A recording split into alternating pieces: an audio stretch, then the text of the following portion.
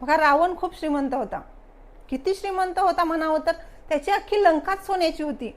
विचार करायची गोष्ट आहे, किती सोनं असेल, किती पैसा असेल. आणि तसं बघायला गेलं तर त्याच्याकडे विद्वत्ता नव्हती का? ज्ञान नव्हतं का? भरपूर.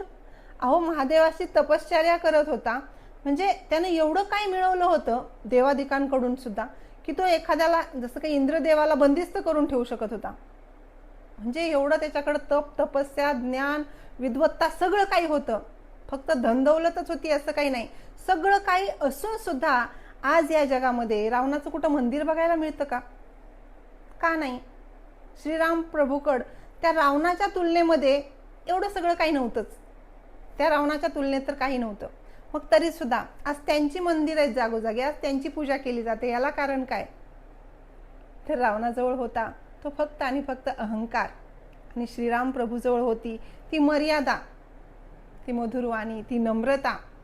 आणि मला म्हणूनच सद्गुरू शिकवतायत की प्रेमाची भाषा सर्वोत्तम भाषा, प्रेमाने जग जिंकता येतं. आणि म्हणून मला प्रयत्न फक्त एवढाच करायचा आहे की वैर ना तक्रार दी, आज जरूरत प्यार दी. प्रेमाने बोला. धन्यनिरंकार.